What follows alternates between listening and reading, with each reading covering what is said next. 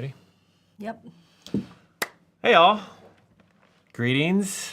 Glad All you are right. here. We are excited to be doing our live podcast recording again. Yes. And so we're doing this all the month of February, Thursdays at 1 p.m. Central Time, 2 p.m. Easterland Time. Easterland? Easterland, in case you didn't know it was a thing.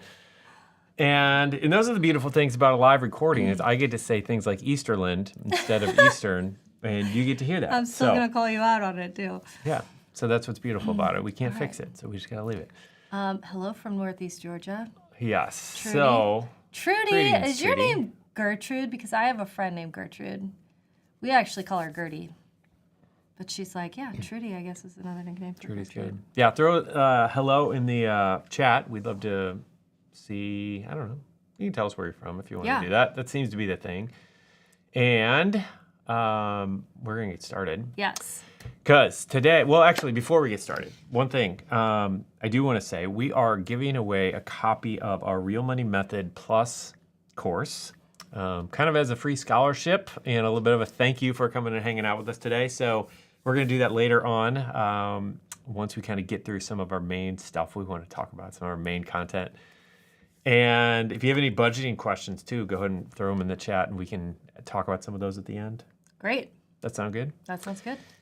So let's dive in. What we're talking about today are 10 reasons that you're not sticking with your budget. And I found this thread over on Instagram, and I'll just pull it up here.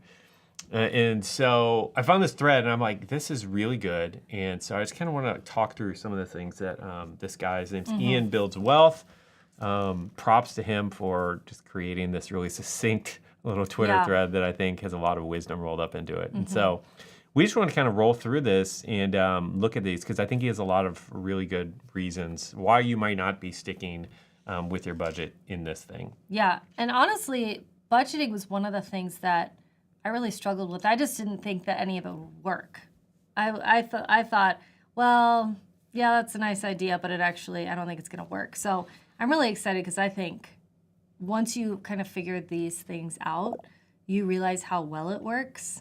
And it makes a huge difference. Yeah, and I think that most people think that there are two categories, or I don't know the best way to say this, but there are two different ways of thinking about budgeting or experiencing a budget, which is one is it just doesn't work, and therefore I'm just done, I'm not going to do it. And the other one is, yeah, it's fine. But it's miserable? Well, maybe miserable, but But I think what's important to note, and this is why we're doing this, is that there's all kinds of different shades of gray from yes, it's just not working at all, to it's working really well, like a well-oiled machine, and it's moving us towards our financial goals faster than we thought possible. Yes. Like, there are a lot of different steps along this journey. And so that's why highlighting these 10 things we're going to be talking about today.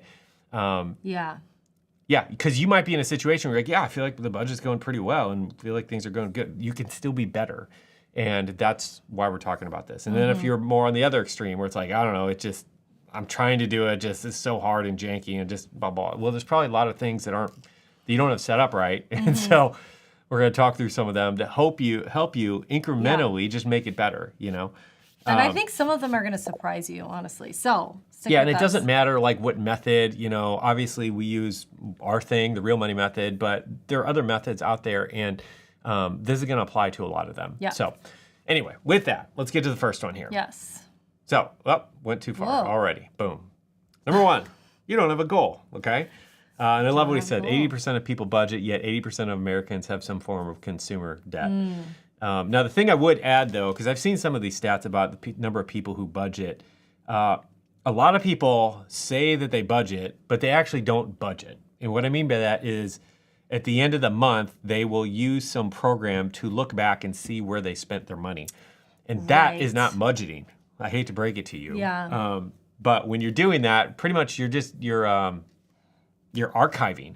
Like, you're taking a look at what happened rather than determining what's going to happen and setting a plan in place for what's going to happen, and having a system in place to execute it. So, right. Anyway. It's a very different thing. Yeah, and so his point here is if you want to succeed, you need a plan, you need a goal. Okay, and this is pretty obvious. Like, I don't feel like this is like this is an amazing one. But but the point is that, yes, you need a plan for where you're going to go with the budget and how you're going to set it up.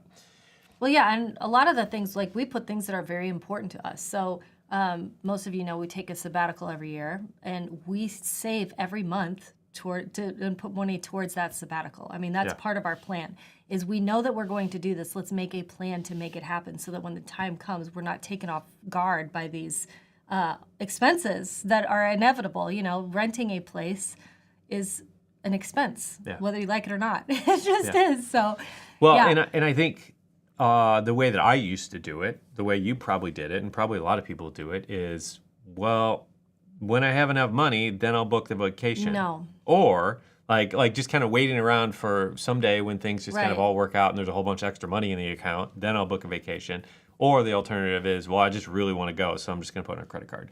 Yep. And there's a better way. Like, you don't have to do either one of those. Like, you can actually just create a plan. Like, we were just talking about this. Like, Linda wants to go to Paris. We want to go to Paris. And we're not going to just do that on a whim, but like we have a plan. In about 2 years, it's going to make the most sense. And this isn't even necessarily from the financial aspect, but just for our phase of life with the kids and trying to sort that out and blah, blah, blah. Right. But like, we're making a plan. And then along with that, we're going to line up the financial component so that we land on that thing 2 years out from now, make sure we have all the money we need to do and blah, blah, blah. Yeah. And then it's less scary, intimidating, or anything else because the money's there. And it's like, and I don't know, this might be a, I don't know, $3,000, $4,000, $5,000 trip. I don't really know what it's going to end up costing. But if we had to do that right now in this moment, it's like, oh, that's scary, you know. Right. But spread out over 12 months or 24 months, it's like, oh, that's not the big deal. That's not a couple that hundred big a deal. bucks a month, you know. Yeah. So anyway, that's number one. Okay. Number 2, you're not using a zero-based budget. Yeah. And so, like, go ahead and explain this out a little like bit. the wonderful Ramses explains, a budget is telling your money where to go instead of wondering where it went, which is kind of what we were just talking about before. Right. But the point here is, like, the zero-based concept is that everything that comes in, all of your income is assigned somewhere. It's all going somewhere.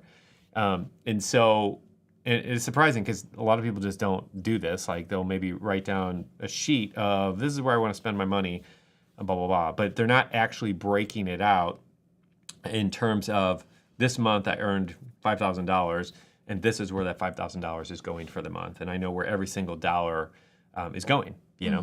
Now, the important thing to note here, like, because anyone who's honest knows that when you assign that $5,000, it's not going to happen exactly that way. That's just your initial plan. But over the course of that month, something's going to change. Right. You know, and so, for example, in our case, you know, so we have an emergency fund, but there are times where it's like we'd rather not tap into the emergency fund. So if we have, you know, one of our categories is home decorating. Yeah, home decorating, or something where it's like, this isn't essential, it's just a nice to have, but then something happens where it's like, oh, shoot, you know, our son just cut his knee real bad. We had to take him to the urgent care and get stitches and all this stuff. And anyway, unexpected expense, and we didn't have enough money in our little category for like health expenses. So it's like, okay, we'll just pull another couple $100 out of home decorating or whatever this month. Yeah. So the point is, and I don't want to do a lot of that, but I think realistically, that's the whole point, is that it can bend and flex. It's just that it has to come from somewhere. Right. And that's the zero-based component that adds a lot of value. So rather than it being, I don't want to take it out of home decorating, we're just going to put it on a credit card. It's like, no, we're not going to do that. We're going to find some place, somewhere, where we're going to bend this month in order to make it work. Yeah. You know? Yeah, and that's what's so great about it being a personal finance, you know, thing. It's like it's specifically for you. And so it has to work for you, your lifestyle, and what is happening in your life at the current moment, right? So it can't just be, oh, this is a good idea. It has to be what is actually going to work. Yeah, personal finance is personal. Don't let us or any other financial people tell you what to do with your money. It's your money. You make the decisions. Now, we'll share our best advice and things that have worked for us, but at the end of the day, it's all about you. You get to make these decisions, and you need to. You're the only one who can. Yeah. You know? Right, because you have different needs than we do. You live somewhere different than we do. You know, all these things factor into what needs to tailor your own. Roger? Got it? Roger. Okay, they got it. Number 3, you're using unrealistic numbers. What do you think about this one? Yep. I mean, I just admitted this to Bob the other day. Well, don't give it away. Okay. We did a whole podcast about it. So, okay, we'll tease it just a little bit. So, in a couple weeks, we're going to be releasing a podcast where Linda I accidentally admitted something to me about money that I haven't known for a decade. And it was particularly about a budget that was not holding us accountable. That's all we'll say. Anyway, she came clean. I came clean. All right, so go back to the unrealistic numbers. So when there's the reason we love the real money method, okay, this is why we created it and everything, is because it's not numbers on a screen, it's actually the money that you're using. So it's real money. Sort of the envelope system type of idea. Except you don't have to use envelopes. You don't have to use cash. Or cash. Right. So, but it's the same concept. And it works because if the money's not there, it's not there. You can't just make it up. You can't cheat it. You can't cheat it. This is the thing. Like, we're all like 9-year-old kids who need someone to tell us, no, you can't do that. You can't do that because, right, the way we were doing it before, we would put things on a credit card and then we would pay the credit card off based on the numbers on the screen where we were, supposedly going to get this money from. But once that system broke, there was no accountability anymore. It was kind of just like, I don't really know what's going on, so it doesn't really matter if I do it right or not. So this is, you have to have realistic numbers. So however you get that done, get it done. Well, yeah. Because this will be a huge difference. It'll make a huge difference. Yeah, and I think this is what we often tell new budgeters who, like we just had somebody in our class, we're doing our True Financial Freedom class at our church right now. We had someone come up last week, and she did the exercise that we recommend at the beginning of the class, which is to actually start paying attention to your expenses. And so she started doing that. And she came back and said, I cannot believe how much money we spend on food. Like, Bob, I'm freaking out how much money we spend on food. And then she goes on to say, and I told our kids, we're never going out to eat again. And so the pendulum just swings way over to the other side. Oh my God. And anyway, so this is the point here.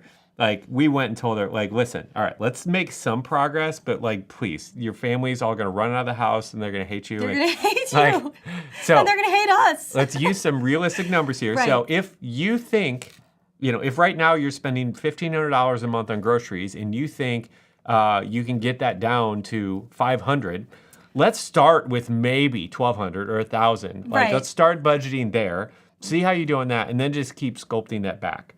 Rather than trying to jump from $1,500 a month down to $500 a month, like, it's just a big jump. And I don't want you to be discouraged or demoralized. Part of this is the realization of how much their food costs too. You know what I mean? It's like maybe that she didn't have a realistic picture of what she was spending because she wasn't paying attention to the amounts. And she said a lot of it was the $5 here, $10 here type of thing where she thought, oh, that's nothing. But when she added it all up, it was like, this is way too much. Like, we've got to cut this back. But, yeah, the realistic numbers, that is a really helpful idea. Yeah, right? Life-changing. Number 4 leads back to the other one. You're not tracking your expenses. Okay. So again, in her case, this is exactly what she did. This was the exercise that kickstarted this whole thing. She didn't know where she was spending her money. And again, this is like, for people who say that they're budgeting, but just at the end of the month, just kind of look, or, I also have heard people say they're budgeting because they filled out a budgeting spreadsheet. I got a new job. I'm going to figure out how much I'm going to spend each month on groceries. And you decided that I'm going to spend $500 a month on food or groceries, but you never look again to see what you're actually doing. Right. So that's because you filled out a spreadsheet one time doesn't mean that you're budgeting, It's actually looking to see what's going on. And this is the power of this. So we made her go back and track her expenses to find out how much she's spending on groceries. And she used personal capital. I think that's what she did to do this. It's not personal capital I'm sorry. anymore. What it's is called it? Empower now. They renamed it. Okay. I've been talking about it for 10 years, and now they rename it on me. All right. And anyway, that's how she found all this information. And so she was armed with the information of how she can improve her financial life. Yeah.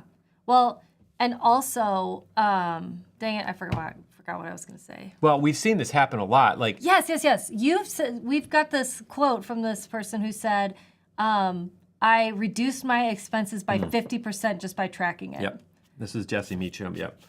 50%. He said, not by changing anything, but just by tracking it. Yep. And I mean, that is fascinating.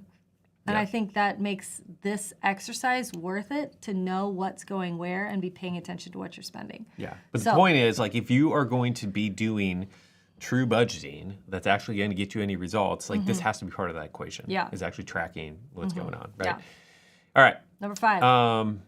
Yeah, we'll leave it there. All right. Okay. You're not building in fun. This is my favorite one. Honestly, I think this is one of the biggest secrets to budgeting, where people are like, I just can't, because they think that the whole process has to be miserable. And the fact of the matter is if you are doing that, then you can't.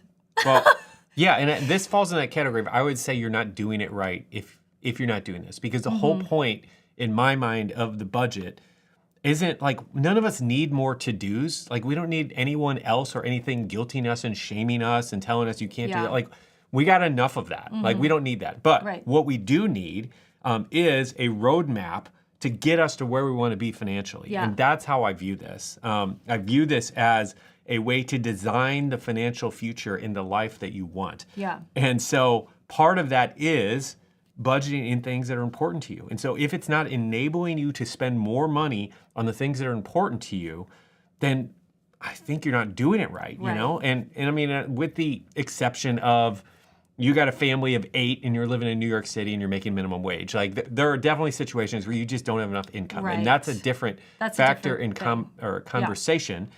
But the point is, assuming you're anywhere in the ballpark in terms of your income and your expenses, like, there's a lot of room to be improved by cutting out the things that we don't really care about and focusing more money on the things that we do. Yeah. And, you know, the example I use a lot of times for this is, I'm not a car guy. Like, we have a Jeep, which is essentially my dream car, and people are like, a Jeep, that's your dream car? And it's like, that's pretty much it. It's a like, used Jeep, too. I wouldn't it's not mind. even like brand new. Well, yeah, and that's the point. Like, so my point in saying this is, there are people who are like, I have to have a new car. That is my thing. I always need to have a new car. It has to be super fast. It has to be blah, blah, blah. And if that is the thing that brings you life and joy and whatever, it's like, all right, to each his own.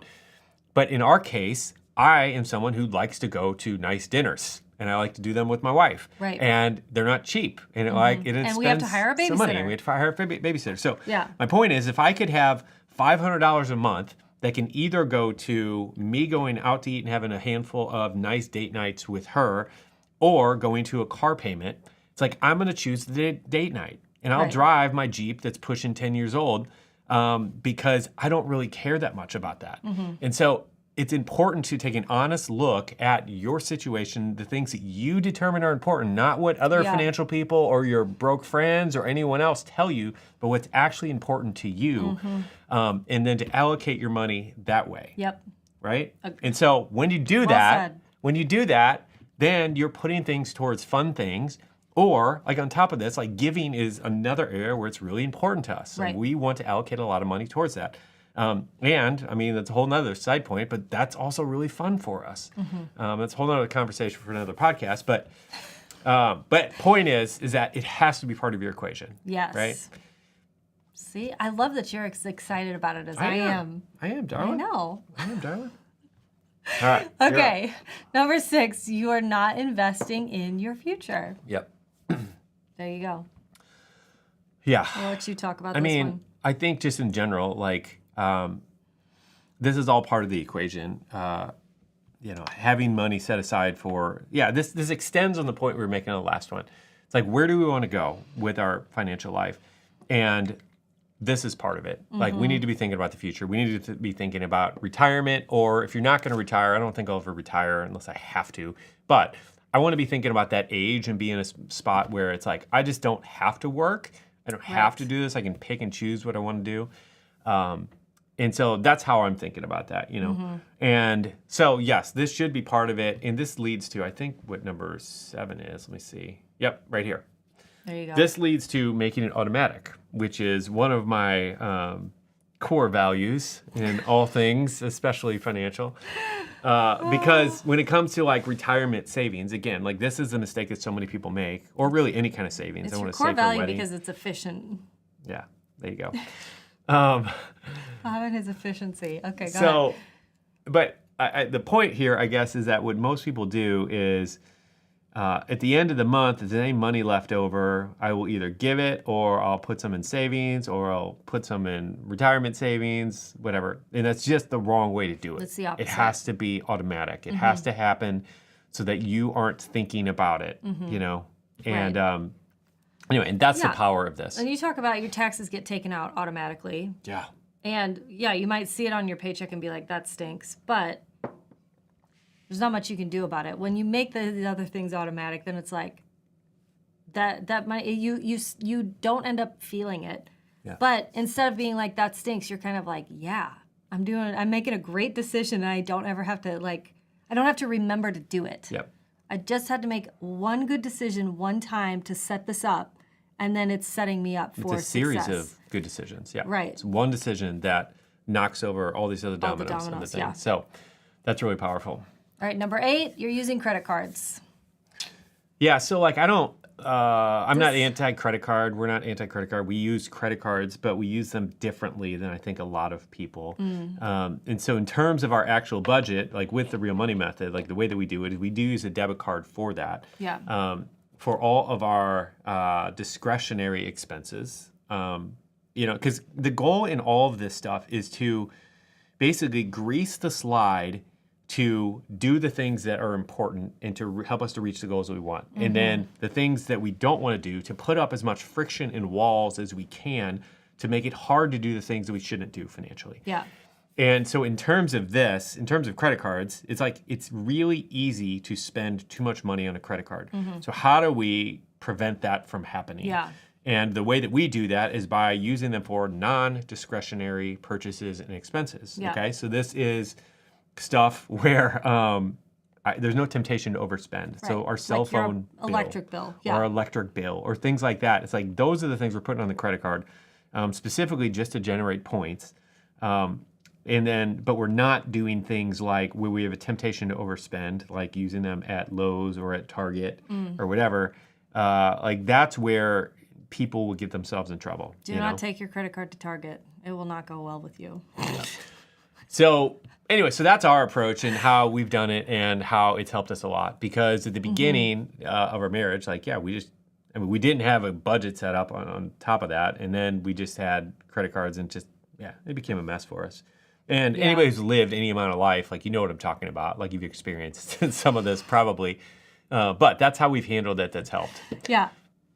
Ready? Ready? 9. 9, your impulse buying. You've actually called this the gotta have it now tax. Yeah. Which is the same kind of idea.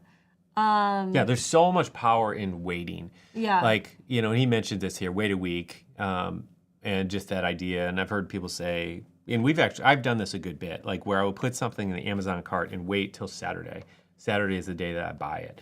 And that way, because for me, I don't know, a lot of things that I end up buying from Amazon are things that are like, I don't know, I'm trying to solve a problem and You could maybe there's solve it a something different there that I can just buy and solve, and so blah, blah, blah. And I've experienced that multiple times where I put it in the cart and then I come back and it's like, oh, I already kind of figured out another solution to that and I don't need it anymore. So, so yes, that's one simple way to do it. But yeah, the gotta have it now tax. I like that because there's a price that we pay when we want something right now, you know, versus waiting for it, versus saving up for it, you know, or putting it on a credit card, you know. Yeah. I've done this with clothes where I'm like, I buy something and I'm like, I have to have it. My life will be complete if I have this one thing, and I have to have it before I go on this trip, which is tomorrow. So I'm going to go buy it today. Yeah. Well, okay. And then I take it, I wear it once, and I'm like, I actually don't like this. I bought the wrong size because it was all they had, you know, or whatever the thing may be. And it goes on sale like a week later, and I'm like, you got to be kidding me. Yeah, but that's the point. Like, that's a great illustration because when you have to buy it today, like you don't have any choice or chance to get it at a better price. Like if you would have had 2 weeks, you would have been able to buy it when it was on sale. Right. And it's the same thing with like, I remember talking about this with buying a new car. Or if you are in a situation, your engine in your car explodes, you need it to get to work. It's like, all right, well, we got to buy a car really fast. Yeah. Whenever you have to do that, like you're so much less likely to get a good deal because you are in a bad rush and you got to get the first one that's going to work. Versus if you have a month to shop around to find the best one, not only will you probably find a better car, but you'll probably be able to get it cheaper as well. So yeah, we there's actually something did to this. Our that. first car that we bought after we were married. My car, the transmission just blew out on the way home from a vacation, and Home from Elvis's place. oh yeah, we came home from We barely made it out of Graceland. And but in my head and the way I had always done things was like, we have to get a car now. Like we didn't have a lot of income coming in as it was, and that was with us showing up to our jobs. Yeah. But we ended up finding a workaround and waiting, and the car we bought, I think we might have waited like 4 months or something. It was a long time. Yeah, and we had that opportunity because you were able to. I was ride able with my to mom. carpool with your mom, but anyway, because we worked at the same place, But carpooling, it's like, yeah, if that's what it will take, and then you can wait and save, you can give the person gas money or whatever it is, and then wait and make a really good decision. That does change a lot. Yep. Anyway, all right, let's do number 10. Number 10. And then I'm excited to do a giveaway. Let's do it. All right. You need more money. We were talking about this one before.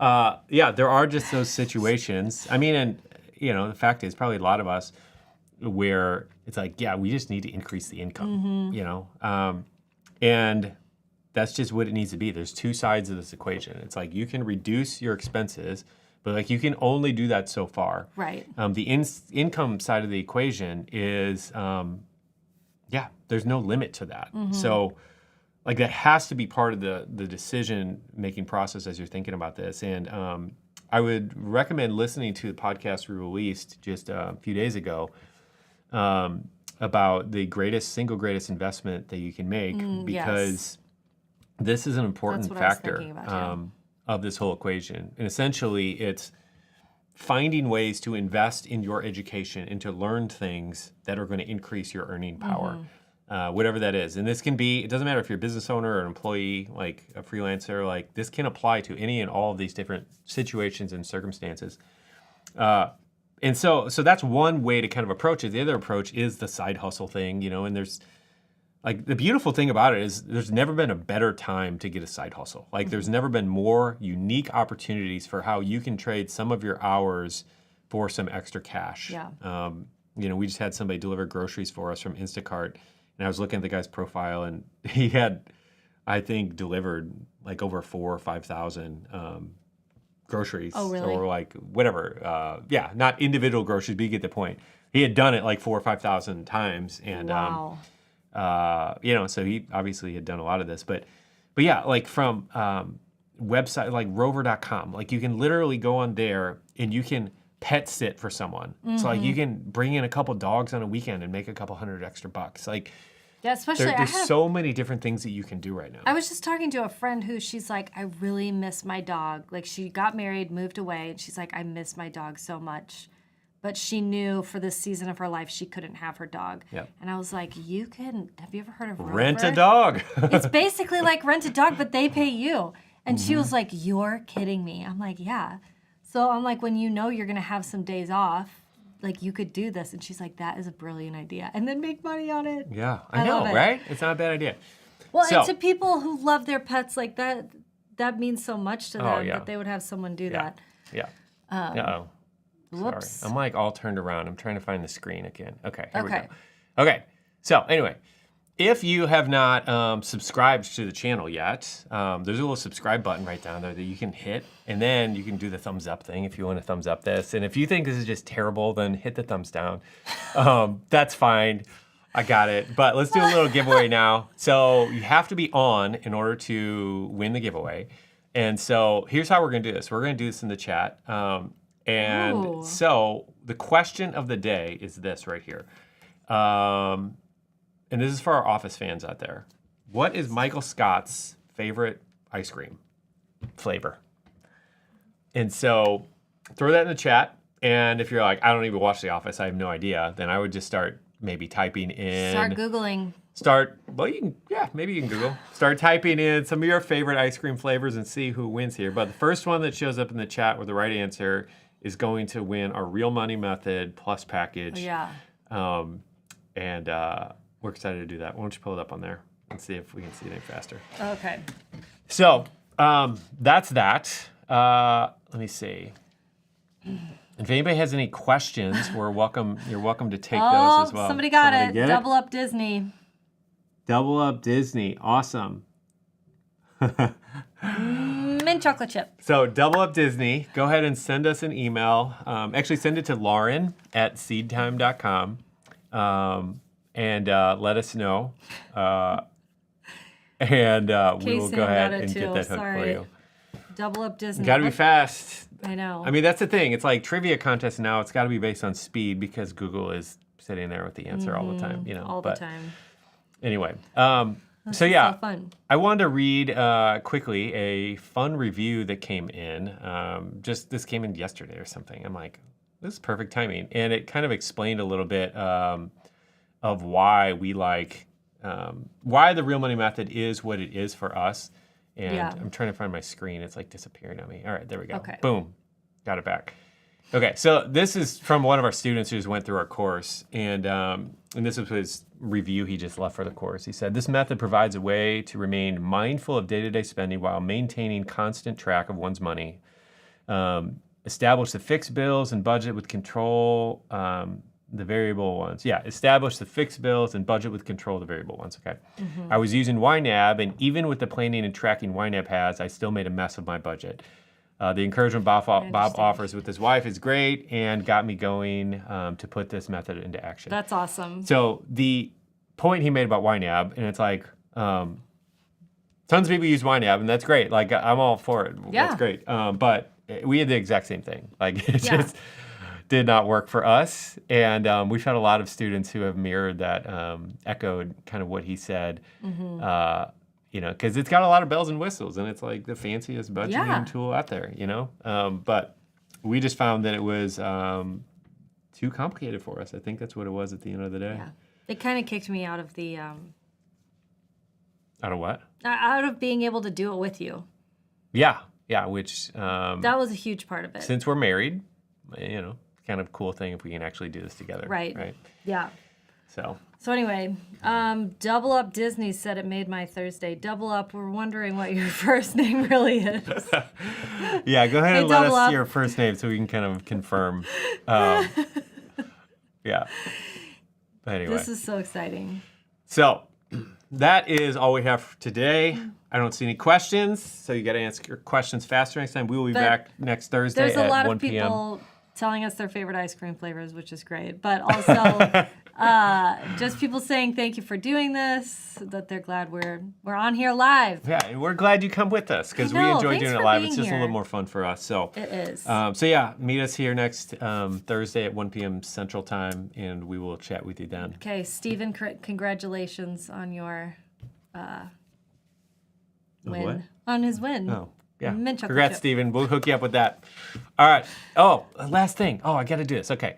So if you are listening and you're not in our Real Money Method and you want to be, so right now we're running a promotion where we're doing 20% off. But because you're listening to the podcast, I just created a code. I did this 5 minutes before we started, where it's like, I want to give the podcast people a little bit of something special. So the code is podcast30.